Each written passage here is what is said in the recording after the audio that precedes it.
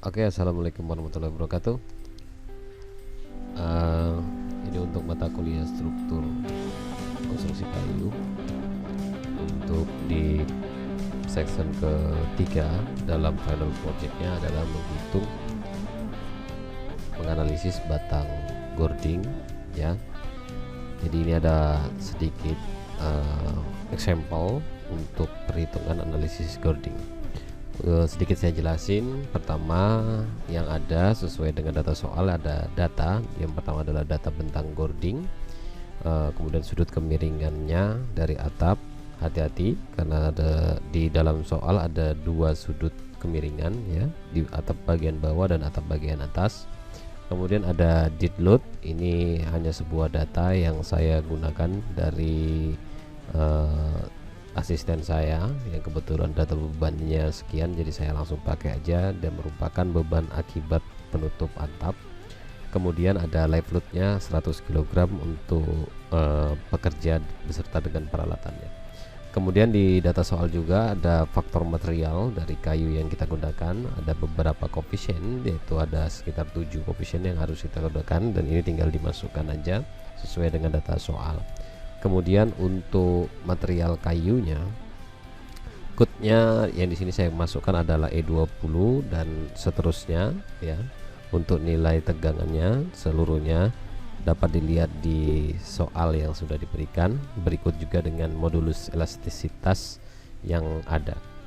Nah, karena sebuah gording, maka gording akan memberikan beban atau beban-beban yang bekerja pada gording itu adalah beban-beban yang dipengaruhi oleh gravitasi. Nah, oleh sebab itu arah kerja bebannya adalah ke bawah lurus seperti ini.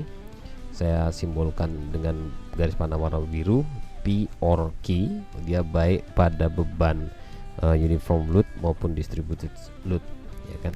Nah, kemudian beban ini harus tertransformasikan pada dua arah, yaitu arah sumbu kuat dan arah sumbu lemah ya.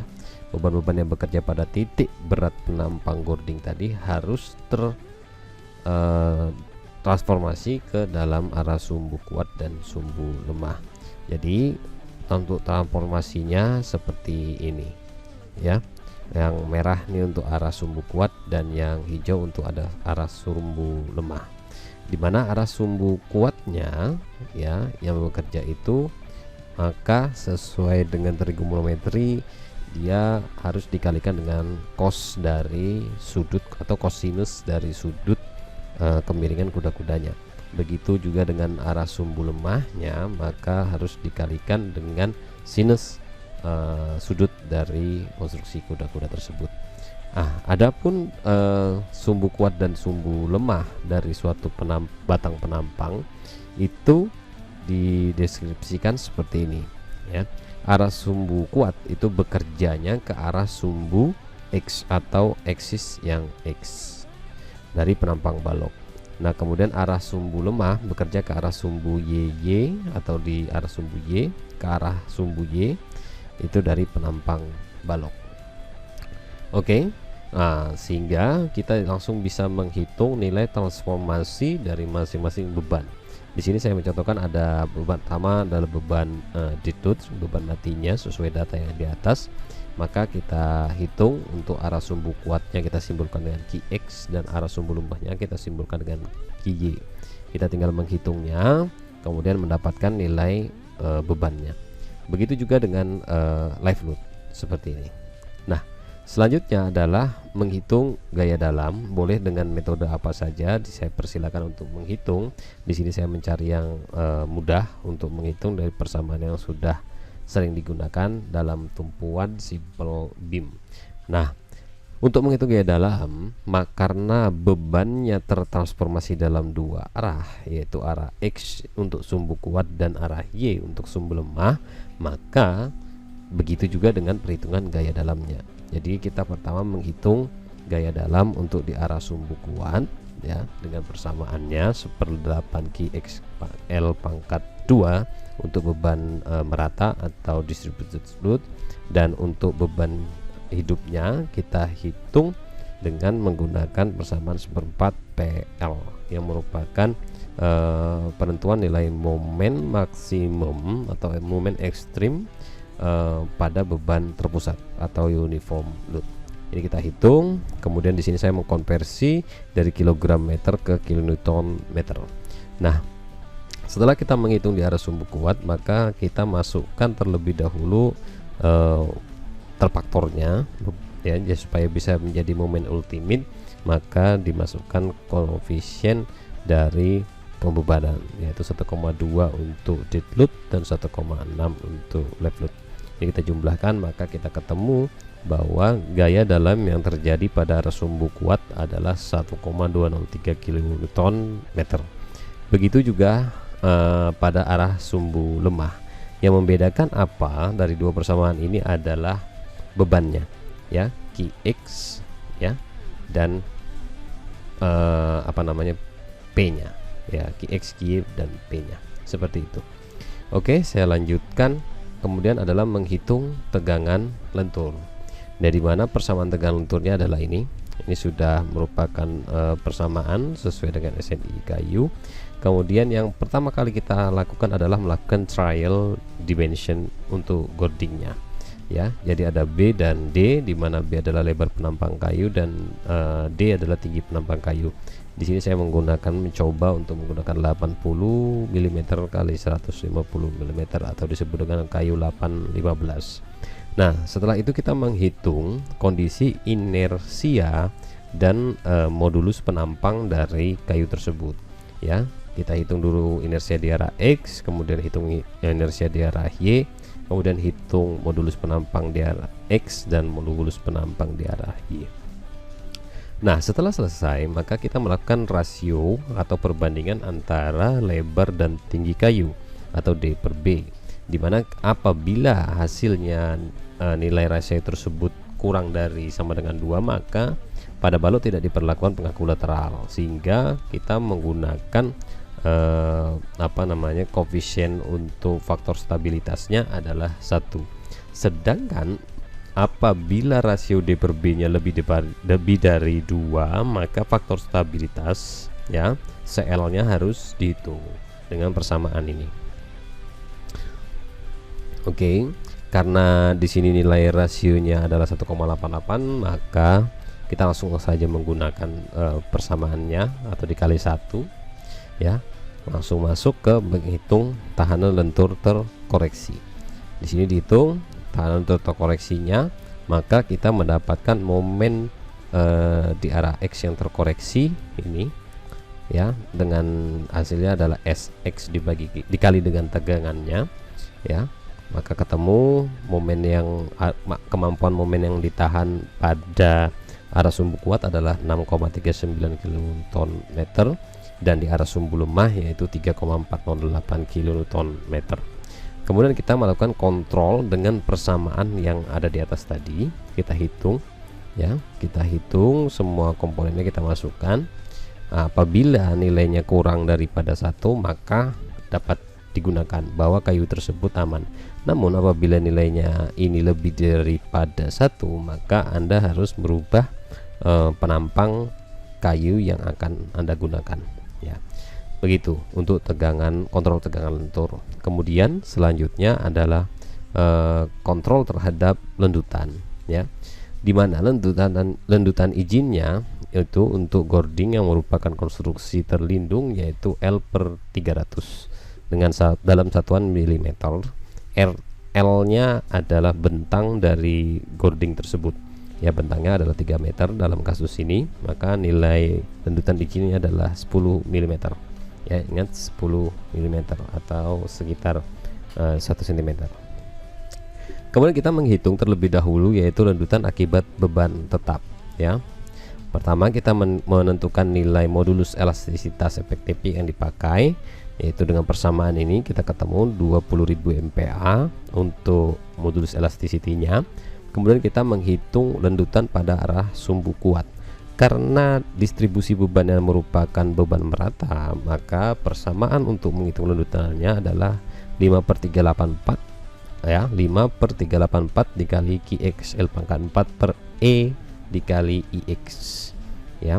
Ini kita operasikan, maka kita akan mendapatkan nilai lendutan pada arah sumbu kuat sebesar 0,414 mm. Nah, kemudian kita menghitung lagi lendutan pada arah sumbu lemah. Ini sumbu lemah ya, ini main copy paste tadi. Nah, sama persamaannya yaitu 5/384 dikali, yang membedakan adalah bebannya ya. Kalau di atas kita pakai beban yang di arah X dan di bawah kita pakai beban yang di arah Y. QY kali L pangkat 4 per elasticity, modulus elasticity efektif dikali dengan inersia penampang ke arah Y. Oke. Kemudian maka ditemukan 1,020 mm. Nah, kedua lendutan tadi kita gabungkan menjadi satu yang akan menjadi lendutan total akibat beban mati dengan persamaan ini, yaitu akar deflection DLX pangkat 2 ditambah deflection DLX pangkat 2, maka akan ditemukan nilai 1,101 ya. Nah, jika nilai ini kurang daripada lendutan izin yang ditentukan, maka dia aman untuk digunakan. Nah, karena dalam peraturan pembebanan bawah ada unsur terfaktor atau momen ultimate, maka lendutannya juga kita ultimatekan, yaitu kita kalikan dengan faktor bebannya yaitu 1,2 untuk dead load. Maka 1,101 ini kita kalikan 1,2, maka menemukan nilai 1,321 mm. Ini kita cek juga kurang dari 10 mm. Kalau sudah seperti ini syaratnya memenuhi, maka dia oke, selesai. Nah, selanjutnya setelah selesai beban mati akibat dead load, kemudian kita lanjutkan dengan beban hidup. Sama, pada intinya sama, hanya saja ada perbedaan pada persamaan yang digunakan. Karena live load di sini diasumsikan sebagai uniform load atau beban terpusat yang berada di tengah-tengah bentang, maka persamaan lendutannya adalah 1/48 dikali PX kali L pangkat 3 dibagi E kali IX untuk di arah sumbu kuat. Sedangkan untuk di arah sumbu lemah yaitu 1/48 dikali PY ya. Ingat bebannya dari arah Y, PY dari arah sumbu lemah dikali L pangkat 3 dibagi modulus elastisitas dikali dengan inersia penampang. Maka ketemu hasilnya berapa? Sama seperti yang dilakukan di atas, kita lakukan total lendutan yang diakibatkan oleh beban hidup yaitu sebesar 0,003 mm kurang daripada 10 mm, maka dia aman. Dan jangan lupa kita faktorkan terhadap pembebanan, karena dia beban hidup merupakan nilai faktornya adalah 1,6, maka seperti ini jadinya 0,004 ya, kurang dari 10 mm. Nah, apabila kedua kondisi tersebut terjadi bersamaan antara dead load dan live load, maka kita tinggal menotalkan deflection yang terjadi akibat beban mati dan deflection yang terjadi akibat beban hidup. Kita tinggal totalkan, maka kita ketemu nilai 1,325 mm yang kurang dari 10 mm yang merupakan lendutan izinnya. Ketika ini selesai, maka dapat disimpulkan bahwa dari kasus yang ada, dimensi batang gording yang digunakan adalah kayu dengan ukuran 8-15.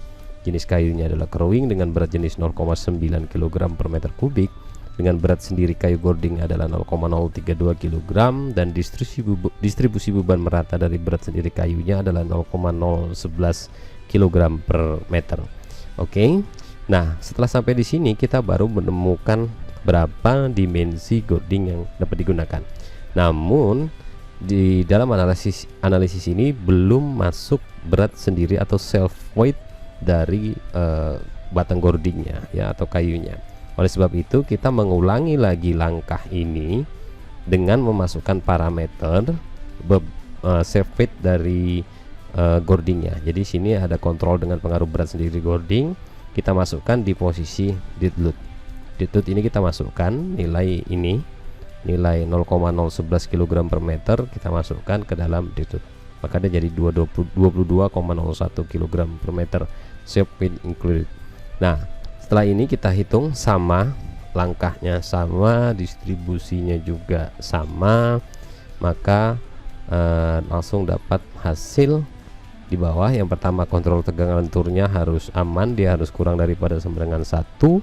Kemudian di posisi lendutannya juga harus kurang dari 10 mm, baik pada kondisi dead load, live load, dan kondisi kombinasi antara dead load dan live load.